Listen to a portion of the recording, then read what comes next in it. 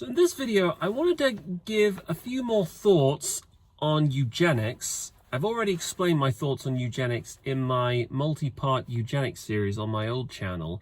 However, recently I came across two news stories. One was basically from 5 years ago. The other is more recent and a lot more current and topical. But both of these, I feel, are an example of why I feel so strongly about the way I do, and why I believe eugenics is a compassionate and efficient approach to helping solve a lot of the problems that we encounter from time to time in society. So the first story I want to talk about is it's a story that I came across that the YouTube algorithm randomly threw up in my face the other day while I was just spending time on YouTube. It was a video of this young girl by the name of Sophia Weaver, who was born with a horrific facial deformity. I don't know if I would call it the worst ever deformity I've ever seen. Probably not as bad as, say, the Elephant Man, but it was still pretty awful. I mean, I couldn't really hide my disgust when I saw her face, because it was awful. If you've ever seen pictures of her, her teeth are extruded outwards. She has this agape open mouth. Her lips look like they've been seared from a burn, and she was born with a condition called Rett syndrome, which is it's not a disease that I know much about. However, it is genetic. It's based on a genetic mutation, and what it means is that the person with it has a very low quality of life. There are lots of things. I think it gives you, among other things, it gives you brain damage. And I don't know if facial deformities are linked with having Rett syndrome. However, this girl was both physically and mentally disabled, and on top of that, it sounds heartless me saying this to another person's child, but she looked absolutely hideous. By the way, if you've seen a picture of her and seen what she looked like when she was still alive, keep in mind, if you think that she looked hideous, keep in mind that she had had no less than 20 surgeries. So that just begs the question, what on earth did she look like before all those surgeries? Does anyone even want to know? It's a time like this where I'm grateful for the fact that I'm not a parent, at least not yet, because I could never possibly live with having a child like that.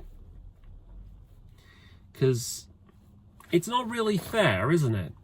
It's not fair to bring somebody like that into the world where all the things that society expects of a person, and that person's never going to be able to fulfill or live up to any of those expectations. It's like, why do we put such a veil of sanctity over life when not everybody's lives are equal? But anyway, the story, there's more to the story. So I came across a news article from CNN, and I think the news article's from 2018. This was while the girl was still alive. And when the news of her child, her sick child, and her child's condition were made public, the article was about how this brave woman, I can't remember her first name, but Mrs. Weaver, because her child's name was Sophia, she was determined to, first of all, she was campaigning, she was politically campaigning for taxpayer-funded healthcare. This was in the United States, and I don't know if this was before or after Obamacare, but basically she was lobbying the federal government so that there would be more funding for basic treatments for people who are chronically ill and seriously sick. You know, people like her own daughter. And this caught a little bit of attention, and there were people on Twitter who had views of their own about this. And I want to talk about the things that these people on Twitter said, and the way it was reported in the news, and what my thoughts are on it. So first of all, yeah, some people in real life are just trolls. Now, that's the brutal reality of things. Before the internet existed, people, there would be people who would walk into the public toilets or in the telephone booths and write obscenity on the walls. Well, now we live in the internet. Those same people now have a voice on public platforms like Twitter. And some of the comments that were said did seem pretty horrific. Okay, assuming that they were real or weren't fabricated. But then there were some which I thought made some fairly good points. So there were some of the comments were making fairly decent and, in my view, common sense points like, why should it be the taxpayer's business to fund a child who is this seriously ill, with such a low quality of life, who can't eat on her own, who can't communicate without assistance, who can't go to the bathroom? Basically, if this child's mother had died, then she would have no chance of survival. If this child didn't have her family to help her, and if this was in pre-industrial Darwinian conditions, you know, which all of humanity was up until the 20th century, the 19th century, this child most likely never would have lived to be a day old. And that's just the brutal reality of it. So on the one hand, a lot of the arguments, a lot of the points being made on Twitter were broadly, first of all, A, why should it be the American taxpayer's business to pay money so that this sick child can live when her very existence is mired in suffering and misery and false expectations? And secondly, is it right, is it fair to let this child live in the first place? Isn't it selfish to let this child live and not have its life terminated? And this is basically what the focus of the story that I was reading about was on. Because the story was essentially, the headline was something like, how a mother of a disabled woman took the fight to delete and remove these nasty tweets about her disabled daughter. Now, I can understand up to a point a mother's love for their children. You know, if I had children, somebody insulted my son, obviously, I wouldn't be too happy. I'd probably want to meet up with whoever it was and say, go on then, you say that to my face, you little shit. But this is no longer a private and a personal matter. This is a public matter because she is advocating that taxpayer funds, you know, tax-paying Americans, their resources should go towards the upkeep and maintenance of her severely disabled daughter, who, as we would later learn a few years later, would die anyway.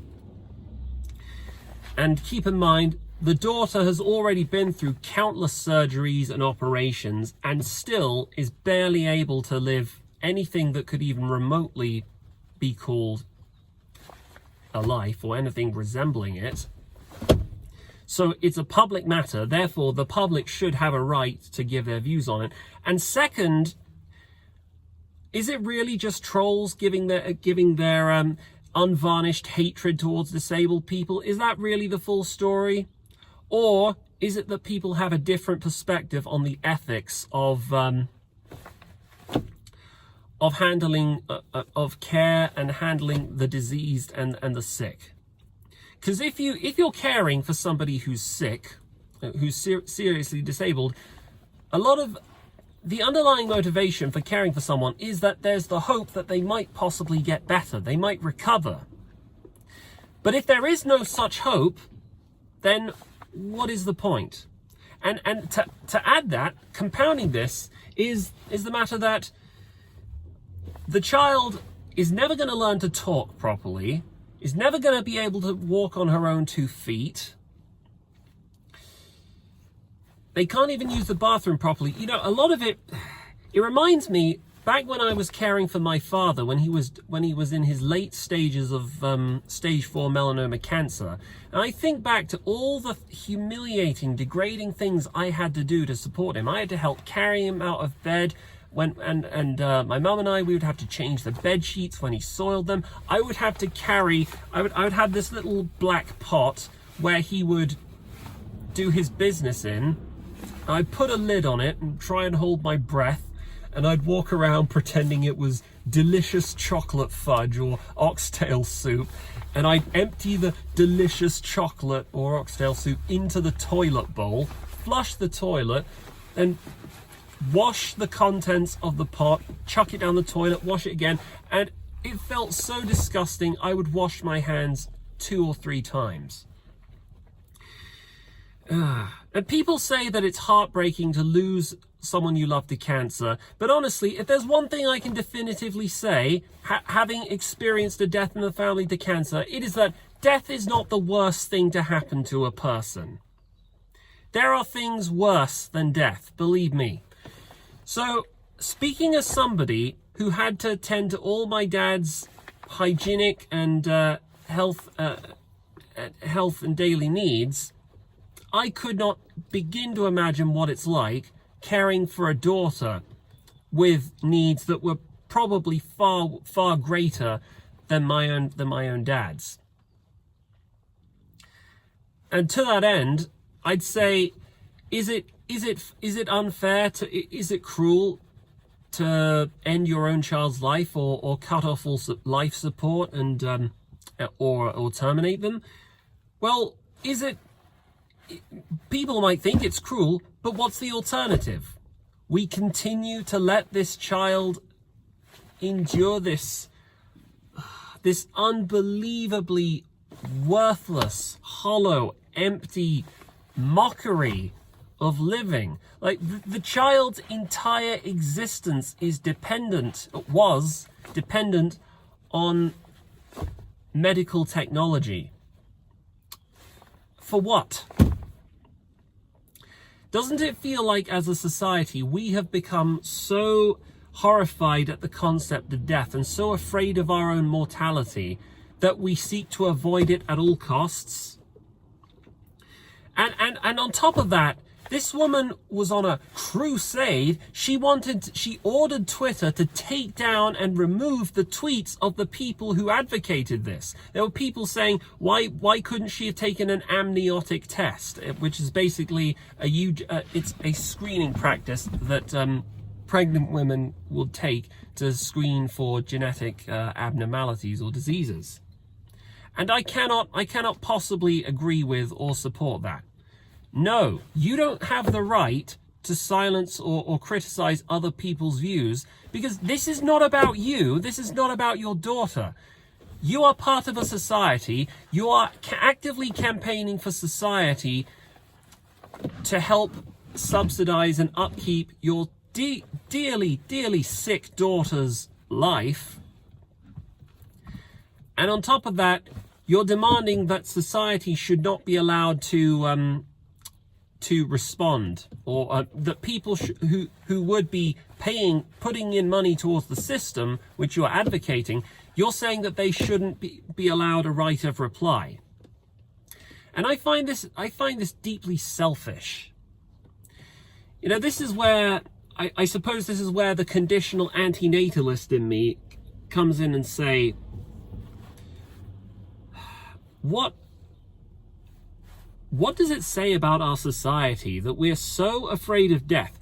We will not put criminals to death by execution or hanging because we consider it cruel. So we will let them waste away for the rest of their lives in a prison cell, where a lot of the times other prisoners will likely attack them and do far more terrible things to them than the justice system is ever capable of doing. What does it say about us as a society that we will fight for the right of sickly, disabled children who honestly live a life so far removed to what could be called human? We won't put them to death. We won't put them to sleep, but we'll let them live for as long as possible, based not on how the child lives, because the child is basically a vegetable. It's impossible to tell what the child wants, or the child simply does not have the intellectual capacity to understand and come to terms with its own suffering. All because of the feelings and the ego of the mother. Anyway, Fortunately, or tragically, I suppose, depending on how we look at this, the child passed away and her suffering came to an end. But just think, if we had eugenics screening practices in the first place, this story never would have even made its way into the public in the first place. Anyway, that was a story from 5 years ago. That was a story from ages ago. Now there's a more recent story I wanted to talk about, which also connects to the theme of eugenics. So something that's been in the news for the past few days, and I don't know if any of you have heard of this. There's a guy called Kyle Clifford who's been known as the crossbow killer. Now, Kyle Clifford, he was in a relationship with a woman for, I think, 1.5 years. I forget the woman's name, but I've seen pictures of her. She was a very beautiful young woman, and he stole her life away. Basically, he had been seeing other women. Apparently, he was bad-tempered, disrespectful, and abusive. And she had been advised, encouraged, I imagine, by members of her family to call off the relationship.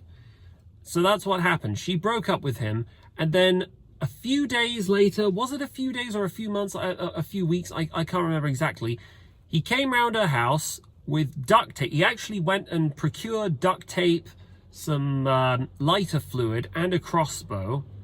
He went round her house. He actually called her father to make sure that he wasn't around. He pretended he was there just to drop off some clothes, and then he abducted her with duct tape. He raped her, and then he shot her dead with a crossbow. And then when her older sister came round, he murdered her with the crossbow as well, and he murdered her mother as well, again with the crossbow. He snuffed out this poor young woman and basically nearly her entire family, all in the span of one day.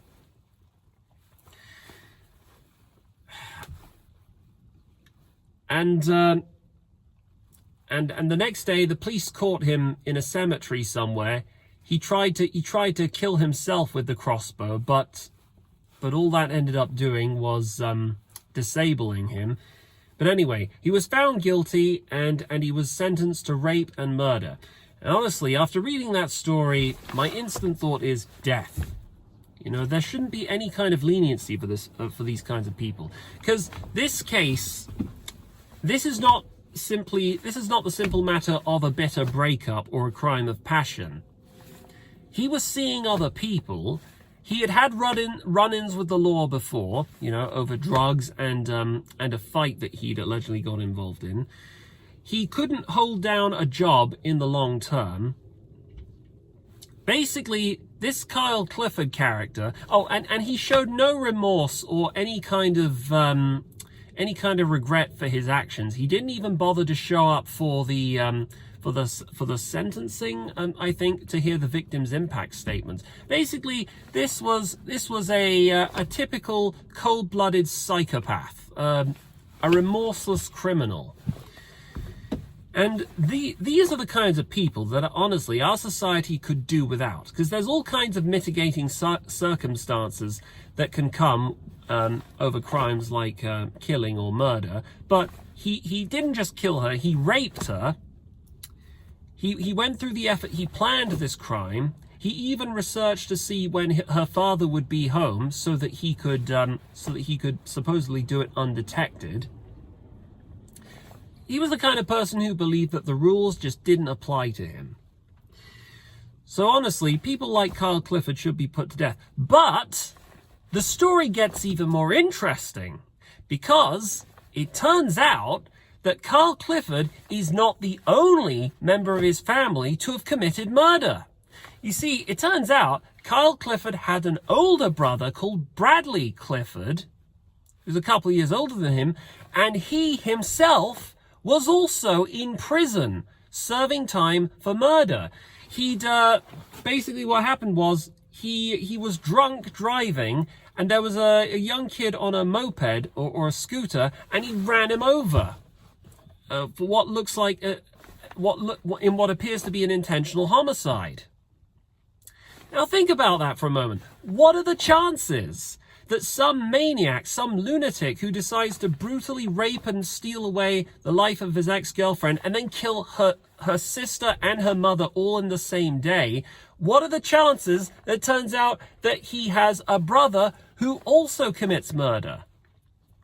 I mean, the chances that any one person will commit murder are relatively low indeed. But doesn't it say something about the nature of genetics and propensity and the propensity to commit crimes, criminal tendencies and all that there are two murderers in the same family and they're both brothers? It really makes you think, doesn't it?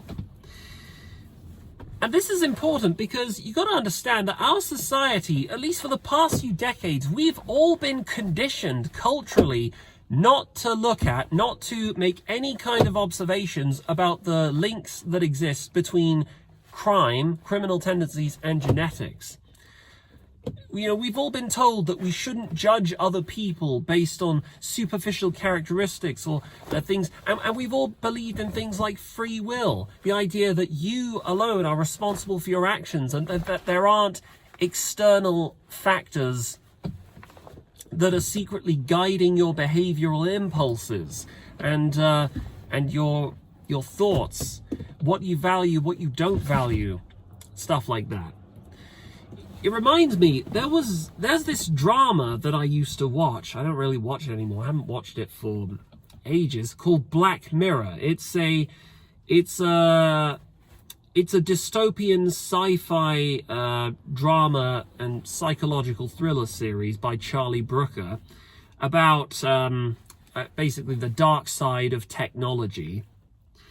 And there's one episode, I can't remember which season it's from, whether it's season 2 or 3, where there's this American soldier who's given a special kind of serum and a pair of glasses, and he's told to go outside and hunt and kill what he perceives to be these ugly, deformed, mutant aliens. He shoots them all dead. But at one critical point during the episode, something goes wrong. Perhaps the serum that he's administered, I forget if it's the serum or if it's the visor that he's wearing, it doesn't. It goes haywire, and instead, when he's out hunting for the evil mutant aliens, instead he realizes that they're actually humans. So this entire time, all the ugly mutant aliens that he thought he'd been killing, he thought he'd been doing a good job in exterminating, it turns out this entire time he'd be killing humans. And when he confronts his boss, the scientist who gave him all this specialist equipment, his boss assures him that he's been doing the right thing this entire time. That essentially, all the people who he'd been killing, they were genetically inferior. They were genetically sick in some ways. They'd all had things like genetic diseases and criminal tendencies, and that he was simply advancing human evolution. This is how we, as a society, this is how we are conditioned to think about eugenics. It's utterly unthinkable and unconscionable to us that, first of all, people can be driven to commit crimes or do terrible things based on factors that they individually have no control over. And second, that we should be in any position to take preemptive measures that could nip these in the bud, as it were.